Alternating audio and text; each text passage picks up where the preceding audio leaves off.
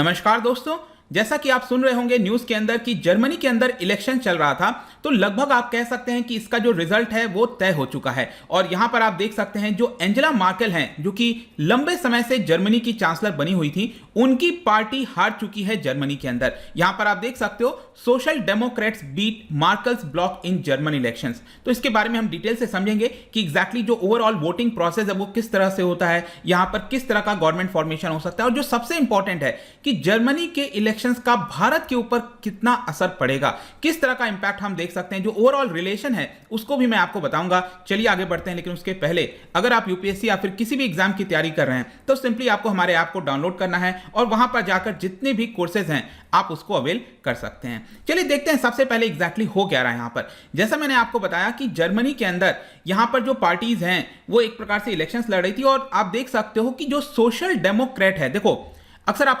सुनते होंगे right party left party, तो एक प्रकार से अगर मैं सेंटर मानता हूं, ठीक है, तो जो एंजेला मार्केल हैं उनकी जो पार्टी है एक प्रकार से वो सेंटर से थोड़ा राइट, जो राइट विचारधारा की पार्टी है उस तरह की थोड़ी मानी जाती थी, सेंटर से थोड़ा सा राइट आप कह सकते हो। और यहां पर जो पार्टी जीती है वो है आपका सोशल डेमोक्रेट, मतलब जो थोड़ी सोशलिस्ट विचारधारा है, जो लेफ्ट थोड़ी सी विचारधारा है, तो वो वाली पार्टी यहां पर जीती है। इस प्रकार से क्लियर मैंडेट मिला है, और आप कह सकते हैं कि करीब 16 साल के बाद यहां पर इस पार्टी को फर्दर मैंडेट मिला है कि वो एक प्रकार से सरकार को चलाए।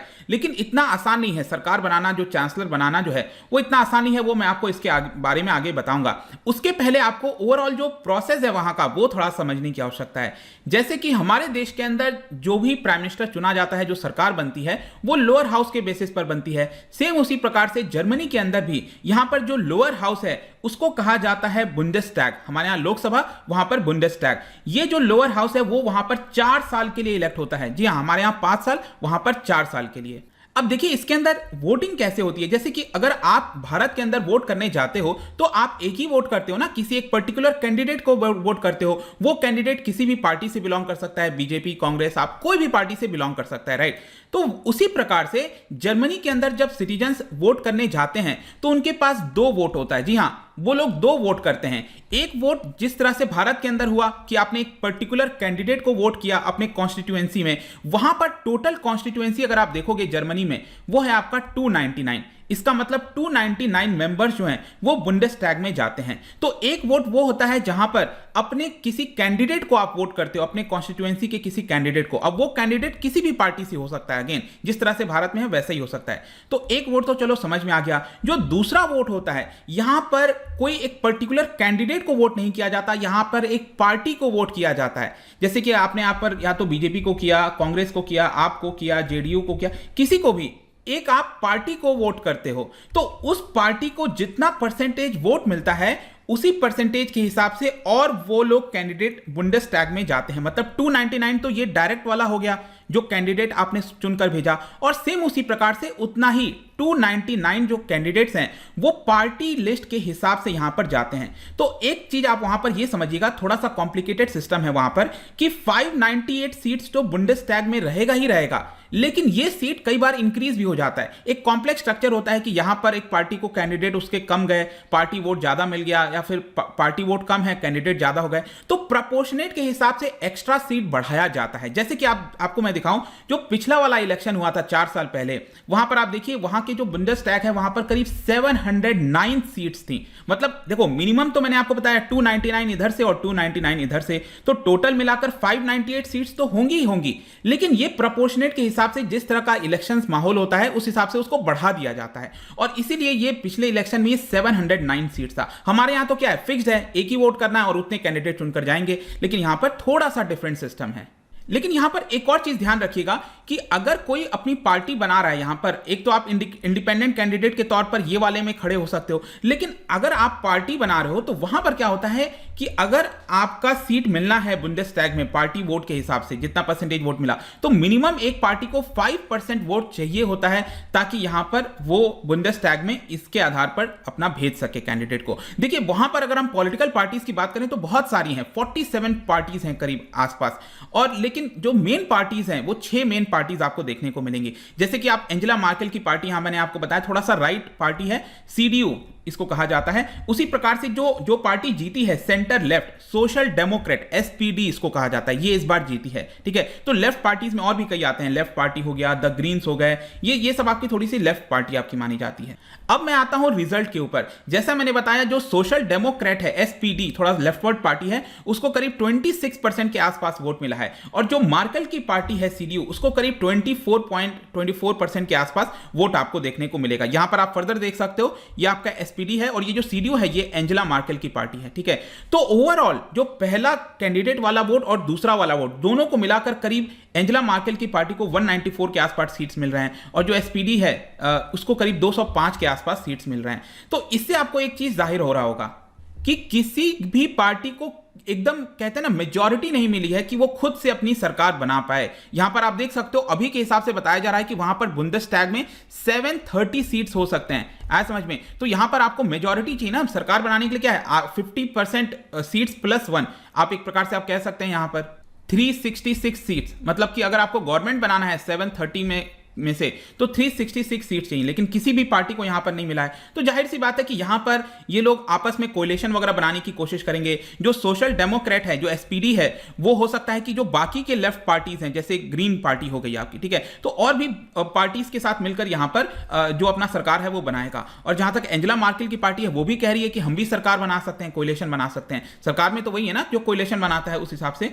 उसको मौका मिल सकता है। तो ये पूरा इलेक्शन है, देखते हैं कि कौन बनाता है। अब देखो एक चीज और याद रखना कि यहां पर सरकार जो बनाएगा वो उसी का ही चांसलर होगा। जैसे यहां पर भारत में जिसकी सरकार होती है, जैसे एनडीए की सरकार है, तो इसके प्राइम मिनिस्टर नरेंद्र मोदी जी हैं, राइट। तो वही तो जो पार्टी सरकार बना रही है वो प्राइम मिनिस्टर चुनती है। उसी प्रकार से वहां पर जो कोलिशन बना लेगा बुंदेसटैग में, उसके पास मेजॉरिटी आ जाएगी और वो यहां पर अपना चांसलर चुन सकता है, फिर वो चांसलर बन जाएगा, राइट। तो वो देखते हैं आगे क्या होता है। बट अब मैं आता हूं कि इसका भारत के ऊपर किस तरह का सिग्निफिकेंस है, इंपैक्ट क्या हो सकता है। देखिए जिस तरह का पावर शिफ्ट वगैरह हो रहा है, और यूरोप की सबसे लार्जेस्ट कंट्री है यूरोप, आपको जो जर्मनी है आपको समझना है, और इसका एक काफी इंपॉर्टेंट सिग्निफिकेंट इंप्लीकेशंस होगा, पूरे विश्व में तो होगा ही होगा, ऑब्वियस सी बात है भारत के ऊपर भी होगा। और भारत के पर्सपेक्टिव से मैं 3 चीजों के बारे में बात करूंगा। एक है ट्रेड, दूसरा है एनवायरमेंट पॉलिसीज और तीसरा है सिक्योरिटी कोऑपरेशन। यहां पर अगर हम ट्रेड की बात करें तो एंजेला मार्केल 2005 से जब से चांसलर बनी है तो वो 4 बार भारत दौरे पर आ चुकी हैं। 2007 में सबसे पहला उनका दौरा हुआ था और उस समय जो पहला ट्रिप था वहां पर स्टार्ट हुआ आपका फ्री ट्रेड एग्रीमेंट का जो नेगोशिएशंस है। अब देखिए free trade agreement directly Germany के साथ नहीं होगा क्योंकि जर्मनी यूरोपियन यूनियन का पार्ट है। तो यहां पर यूरोपियन यूनियन और भारत के बीच में जो फ्री ट्रेड एग्रीमेंट है उसको लेकर नेगोशिएशंस आपका स्टार्ट हो गया। अब आपको ध्यान रखना है यूरोपियन यूनियन के साथ अगर हम देखें तो भारत जो इंडिया है it is the 3rd largest trading partner, और जो जर्मनी है वो सबसे टॉप नंबर पर आता है भारत के लिए, क्योंकि जर्मनी सबसे बड़ा देश है, काफी प्रोडक्शन होता है वहां पर।